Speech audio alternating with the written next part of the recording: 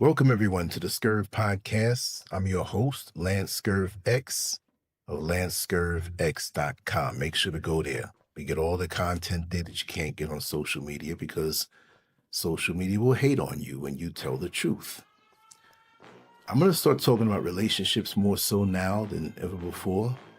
I'm still going to talk on other things, but we need some help. I'm not saying I'm the one who knows everything, but after a couple of decades on this earth, I think that I have accrued enough minimal amount of wisdom that I can share some things.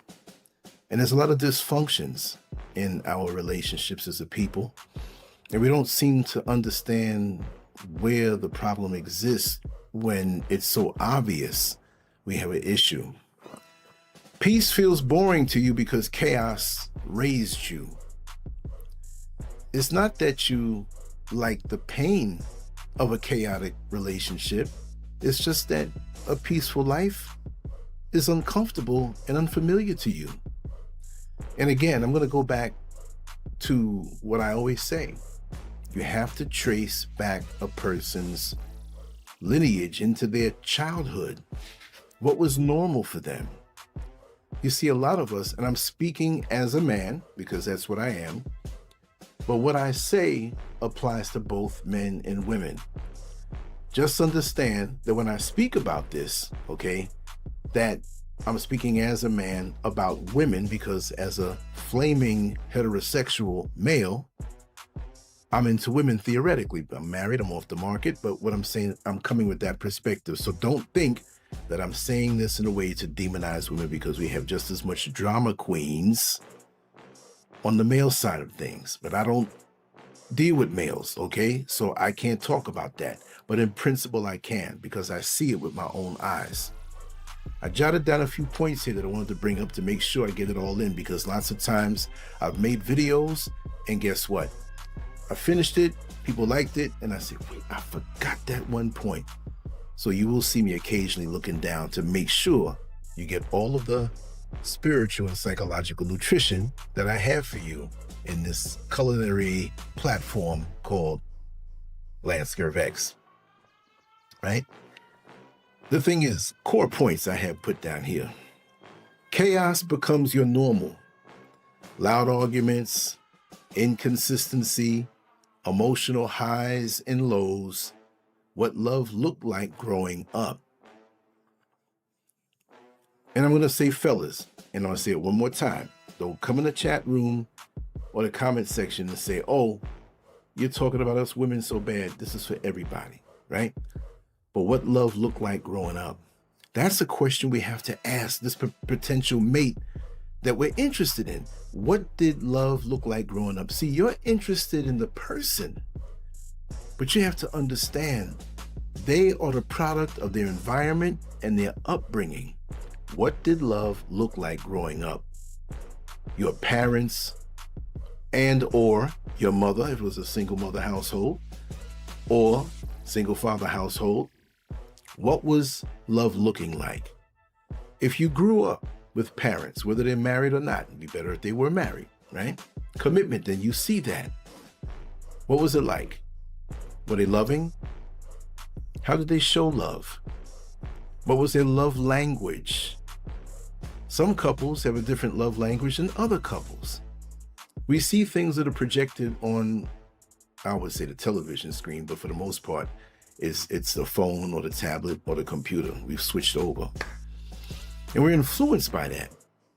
And sometimes we see things on these screens, on these skits, on these Facebook reels that look strange because that's not the way we were brought up, or it looks familiar because that's the way we were brought up, and everything in between.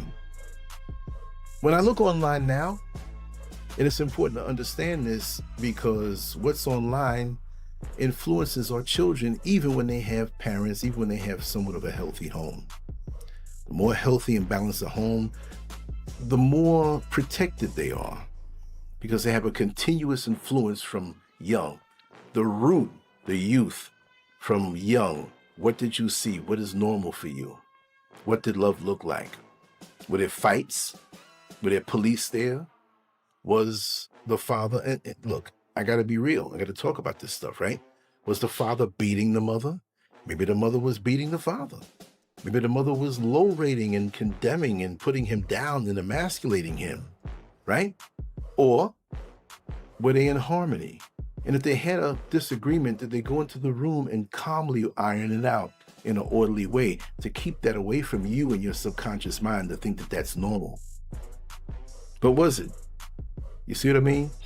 So when we look to date somebody, or when we are dating somebody, we need to ask those questions and understand that many people will sanitize their upbringing. They'll sanitize their influences at home and try to paint a great picture. But this is important to know. If it's a negative situation in the home that you were growing up in, that's transferable. If we date, right, and then we court, and then we get engaged, and then we get married, you could always get a divorce, but who wants to get married to get divorced? But again, divorce rates are so high. So lots of times we want to ignore things and think, oh, it's going to work out because love will make it work. No, it won't. Because what you're feeling really in essence is not love, because you don't know this person. They're not giving you the truth. And some people say, well, it don't matter, if a person grew up a certain way, they can change and they can be, no, that's their root. That's what's normal to them. You're inviting problems. If you're used to a peaceful, orderly, loving home, which I'm scared to say that might not be the norm anymore.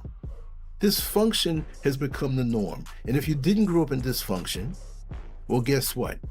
You don't want to have dysfunction in your adult years, in the sweetest years of your life, when you're married and have a home, and all of a sudden you made all this investment in a house, in cars, the kids, the school, career, you're coming. That's why some people take the long way home. What's the song by Cheryl Lynn? Coming from the Rain. It's a long road when you're all alone, and someone like you will always take the long way home. Some people are not. I see some men and women, they're like, I'm going home to the madness. Well, you did that to yourself because you didn't take time to investigate long enough what you were getting involved with by going back to finding out what it was like. And maybe a person can admit that their upbringing was chaotic. See, we're not going to have a problem if a woman, and I say woman because I'm a man, last time I'm saying that. If a woman admits that, well, my home was peaceful, it was nice, it was peaceful, no chaos. But even when she admits that there was chaos, she may not understand that you're probing her to see what her basic emotional and mental DNA is. You see what I mean? And you're not going to just sit here with a clipboard and have a light shining over her like she's at police headquarters and you're just going down this list. No. In casual conversation, you get a little something here, get a little something there, a little answer there, have a laugh and go out, hang out, but get a little something. Add it up, because things should take time. You should not be rushing into anything because the woman looked good, man, I just had to have her. Well, you're going to have her and all the drama that she brings if you don't take time to know, who she is. I have a show live stream coming up soon, so I'm watching the clock too at the same time. And if I have to cut this short, then I'm going to continue on, but we're going to get down, right? Yes.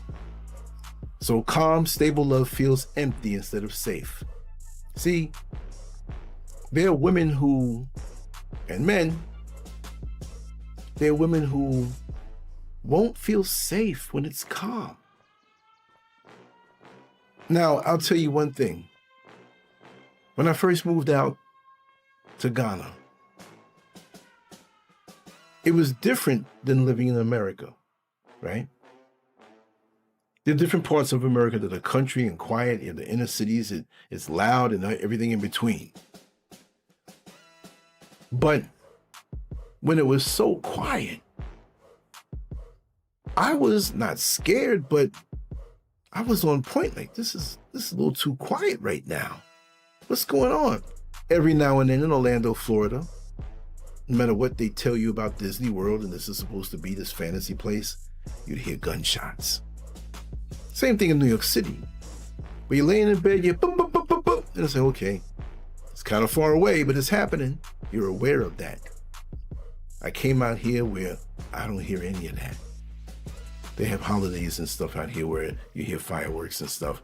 But the thing is, it was so quiet, and I was lowering my guard and I didn't want to really, because I was used to the potential for things happening, especially when you cut on the news in America and it's always some crime, always some violence, always something going on. Sometimes it gets quiet, but translate that over to the fact that a woman is raised in the chaos, and now she feels funny. She feels unsafe. She feels like, oh, this is nice and peaceful, but I like it, but I don't know if I can get used to this.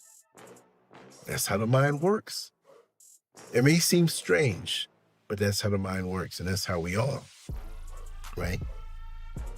You mistake intensity for connection.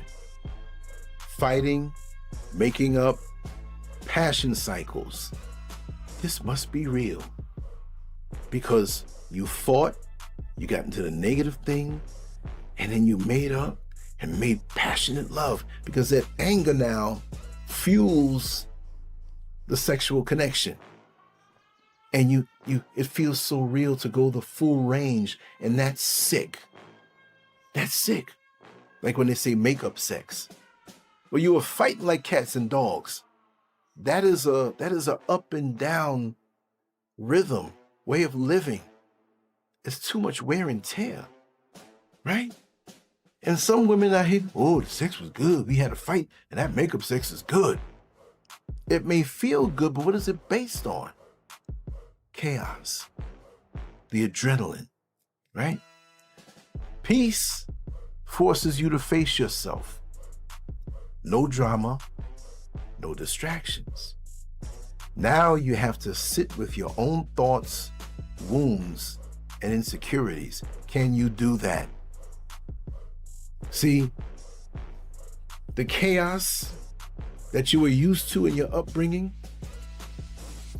if you don't have that anymore, you don't have that thing to mask the pain and the things under all of that. Why is there chaos, right? Why? Remove the chaos, you have to face the initial issues, the foundation. And a lot of us don't want to face that. That's why a lot of us will not go to therapy to talk it out, or talk to a person who is on that level, an elder, who can see right through what you're going through. Because you're going to drag that same thing into relationship after relationship after relationship. And guess what? It's going to be the same thing. Some of you young ladies have girlfriends who know you well, but they won't tell you to your face. You meet somebody new and she's saying, oh, I just hope this one's different. I just hope this one. And you bring it down to a level of chaos, and who knows what kind of thing he has going on. So both of you may trigger each other off.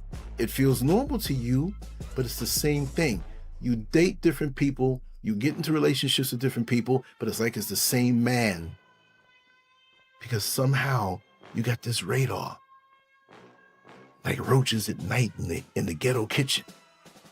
And you drop a crumb and it goes under the refrigerator, and late at night they can pick it up, and all these roaches are under the refrigerator. See, you think it's a crumb, but that's a full all-you-can-eat diner for them roaches. And it feels so good in a sick way to go back into the chaos, because that's what you know.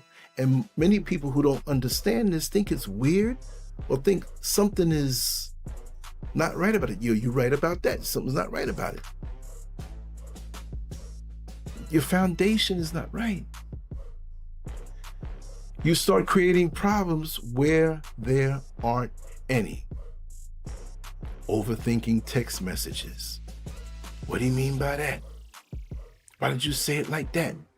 You're overthinking and you're looking for something. You're creating a problem where there was none at all. Picking fights and testing loyalty. I just want to see if you were really loyal to me. So I tried you. What kind of mess is that? That's like, it was funny. A friend of mine hung a picture on the wall. It was up strong. So he says, I want to make sure it's really, really strong. So let me just pull it a little bit. Pah! The picture came off and it was strong enough to stay up there. Take it as what it is. If you have a solid relationship, why are you testing it? Because of the insecurities in your head. So you're not even enjoying the moments that you have. You're sitting there, I don't know if this is real or not, so let me go on and test it. And you test yourself up on out of something that could have potentially have been good, right? Subconsciously trying to recreate the chaos you understand. When you have a person who is used to chaos and that's all they understand, of course they're going to try to recreate what they know because it's familiar. Boy, time is flying. This is one I want to really get down into. And if I run out of time, I'm coming back. Trust and believe. But they recreate the whole thing. And who's going to stay around? So people, make sure you find out. Dig at the root. Find out how they were raised. Healthy partners start to feel boring. You like the excitement. I'm not saying you personally, but these people like this who are used to this chaos, they're boring.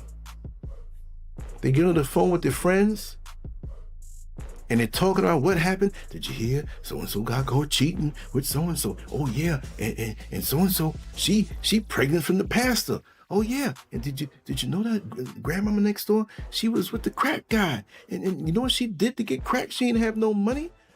She took her teeth out. All kind of things. I've heard these things in my life. And some people like that. That's why back in the day, Jerry Springer was popular, because decadence is sweet to people. And the people in the audience sitting here clapping their hands and, ooh, we getting it. That's why in the places called the projects, not everybody has some decent, peaceful people that live there, but you do have your firebrands for chaos. And they get up and they sit up in the window. And all the windows in the courtyard, a big area, everybody gets together. Always a fight, always some gossip you can overhear, always something you can see and figure out. Somebody coming out a car they shouldn't be coming out of, 2 o'clock in the morning. You see what I mean? And you run back and get on the phone. Some people like this. This is a way of life for some people. Understand that. How many times, because you could be fooled. I'm going to say this at this part. I was going to say it later on, but I might not have enough time. You're working a job. You're in corporate America, or wherever you are in the world, in a corporate job. And you have to speak proper. You have to be mannerable. You have to be professional. And you see a sister over there, a receptionist, or she works. She has a cubicle. She's got a pretty good paying job. She dresses professional, decent. She greets everybody in the morning. You say, wow, you know, I like her style. I mean, she's supposed to be this way in this environment, but the brother says that he wants to pursue. So he finds himself by the water cooler when she's there, or by her cubicle, you know, and stops for a second and says something brief. You know, he's adding it up. He's not going to just smother her right away. But eventually, you know, a couple months go by and he finds out that she's single, and she finds out that he's single, and he asks her out on a date. So they go out on a date, they keep dating, they get to know each other, and things are not getting hot and heavy, but it's starting to move to the next level. They're starting to visit each other's humble abode. She comes over to his apartment, you know, and there are other friends of his, and she brings a girlfriend, you know, just for safety. Okay, you don't know who's a nut and who's not. And it's like, wow, this is good. So she invites him over to her place.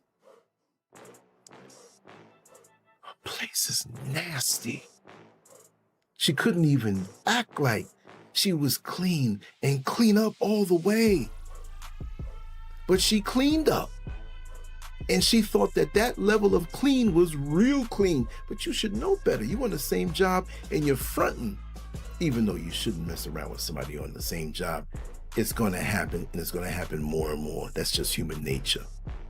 People walking by, you're like, she look pretty good. Oh, this, You put people together, that's what happens. And now you're taken aback by what you see. That's her standard. So that whole thing at the job was a facade, because she's nasty. That's happened to me in my younger days. It was even worse. I actually, after a time, went over to a young lady's house. And I opened the wrong door going to the bathroom in her apartment. She opened the door to the left. I'm thinking, okay, the first door. She didn't say it. I didn't know it was the second door. But I opened it up and the room was piled up clothes and it smelled. She ain't washed the clothes. There was some dirty dishes on the bed. Like she did a drive-by and said, I'm gonna throw everything in this room and make it seem clean. And when I finally got to the bathroom, she had my name written on the medicine cabinet glass, real small. But I saw it. But then, because that was a Saturday I came over, and then she said on the Sunday afternoon - mailman. Monday night, store owner. So she had me scheduled with all of these different guys. I wasn't trying to catch anything. I didn't want to get involved with a community project, if you know what I mean. No way. You better investigate. And again, this goes for women checking out men, right? Time is running down. I'm going to have to end this. We're going to continue on this vein with this style, talking about relationships. I got a whole scroll of notes that I jotted down. It works better that way because when I start talking and ranting, I'll forget some points and be mad about that particular video. But this one was just a taste, and I'm going to have a few more that I talk about. When I said healthy partners start to feel boring, they communicate clearly. They're consistent. But you interpret that as a lack of passion. Some women only feel that men who they deal with should be angry, passionate, not passionate, good passionate, but upset. If you're too cool, you're boring. If you're too cool, they take it like, oh, he don't really love me. I got to get him pissed. And if he get me pissed, we're going to have some good makeup sex. Isn't that sick? That you can't be taken as you are with a calm, steady, smooth demeanor. And they try to upset you because that's proof that you love me. You love me. He got mad and he was pissed off. I know he loves me. No, something's wrong with you. I said it that way. I didn't say something's wrong with you. I said something's wrong with you. Like at you. They don't trust what doesn't hurt. Same thing. If it's not a struggle, you question if it's real. See, it's always got to be. See, some people are so used to thinking that struggle and chaos and adversity in relationships is mandatory for it to be real. No, because that's what you saw growing up, and that's imprinted in you. And that's basically what this is all about. Checking that person out and finding out, if better yet, if you really think that you haven't seen any red flags and they answered everything properly, maybe one day you can, if you think they're worth it, get to know their tribe, their people, their folks. But that's when you get serious. But if you're serious about yourself, most definitely you have to protect yourself and don't even move forward in a relationship with anybody who thinks chaos is normal. And that's a red flag. That's a screaming red flag. because your peaceful home, they will not want to be there. Meaning that I'm not saying the woman's like some stray dog you found in the street and you're taking her home. No, but you agree eventually down the road to be together.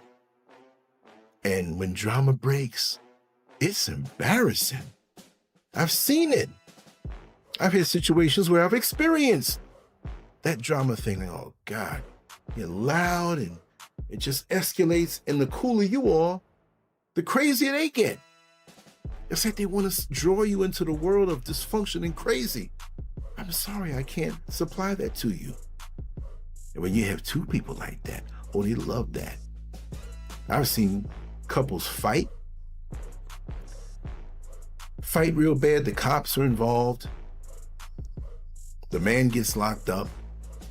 The woman's cursing out the cops now. Don't you rough up my man. Wait a second, he was roughing you up. You're saying this with a big shine up, a big black eye. And now you mad at the cops. What kind of mess is that? And fellas, never step in when you see some altercation between a couple. Now, it's your call. If he's beating her down, I would say back in the day, yeah, go ahead, man, jump in that. Stop it.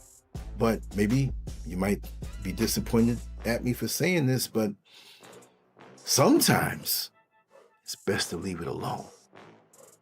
Because if you get into something with that man, you don't know how that woman is wired.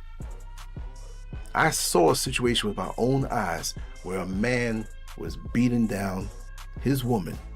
It escalated quick. He's beating her down. Well, why didn't you do anything, Lance? Well, somebody else jumped in. Somebody else jumped in and tackled the man. He must have knocked her head in the concrete 2 or 3 times. She could have been out with the first hit. Well, he tackled him, got him in some kind of chokehold. This guy did some kind of martial arts or whatever. He was smooth with it. She gets up with a bloody face and tries to jump on the man. He's looking, and she hands her man a knife. He was choking, but now he has a knife, and he starts poking the guy, sticking him with the knife. So he had to let go. Don't you realize that your head was being smashed on the concrete? And the man who wanted to save you, he's stabbed up now. I heard that because the ambulance came quick. They took him. Cops came quick and locked them both up. But it's something to see how these relationships work. And so many people are crooked. It's like 2 parts that are supposed to fit, but one part was smashed down and was bent, so it's not going to fit with you. I'm not saying somebody's perfect, right? It's crazy. I don't know what to say. Some of y'all will sabotage a good person just to feel something familiar. You will drag them on into the world of dysfunction, right? Just to feel like, yeah, this is what I'm used to. I get that rush. No. It'll mess up a good man's life. You'll leave peace and run straight back to what broke you because at least you understand it. It's familiar. It feels good to you. Be back with your girls. Be back in your neighborhood. Feels good. And then when stuff breaks out, you might get mad, but you're in it, and this is what you love. And you can say, no, I want to get better. I want to do better. Whatever. No. Don't call and beckon out to a Captain Save-A-Ho. Hate to use that term, but it's appropriate in certain situations. Unfortunately. You don't have a relationship problem. You have a conditioning problem. Because all your relationships where it's not chaotic, oh, that's going to be doomed anyway. But the good people that you meet, the good men that you meet, I've heard a lot of complaints from men who just want peace. And there's so many individuals out here who look to be good, but it's like a rotten apple. You go to the supermarket and it's a well-polished looking apple. And it's nice and it's firm, and you bring it home. You bring a few of them home and you bite into it, and it's rotten. Like, what is this stuff? It's brown on the inside. It's rotten. It's powdery. It's not what it portrayed to be. You see? But that's something that you can't tell by the looks on the outside. The seductive, luscious, beautiful, tempting, feminine acting for a time. You know, it's like the smoke detector. After a while, you got to change your batteries. With some of the manufactured demeanors on some of these women, right? There's an expiration date. And you sitting here like, what happened to the woman who drew me in? You didn't check her out good enough. You don't purchase a car all cash and don't test drive it. Bring your own mechanic to go look up under the hood, put it up on the machine. Look for problems so the problems don't surprise you. I would say challenges, but problems. Because everybody gets to a point when they deal with somebody on a dysfunction level, it's like, I did not sign up for this.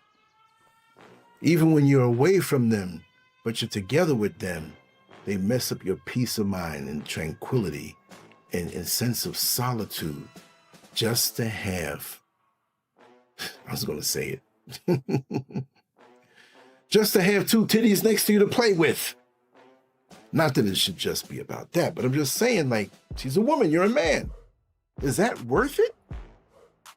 And here you are not even thinking about just sex. I said that to be funny. I can't believe you really said that. I'm not sexist that way. Y'all know I respect your sisters. But some out here, it serves them right when they gravitate toward a chaotic man. Because that's all they want deep down. Don't be the one. Don't be the one. Solutions? You have to relearn what love feels like. Love isn't supposed to feel like survival. You don't get brownie points or frequent flyer miles. We're going to give you extra because you went through arguments and fights and calling the cops to your premises. No, trips to the hospital. Then dug up your face and now you got to get it treated. Right? Stop romanticizing struggle love. That's that hood love. But it doesn't matter. It could be anywhere. You could be living in a very affluent neighborhood, community, gated. But you can take a person out of the hood, but you can't take the hood out of a person. And hood doesn't mean just black people now. Understand that. We're talking about that reduced, low level, low vibrational way of thinking. You all get on Facebook and you see. You got young white girls just as hood as anybody else. So that's across the board. In America especially.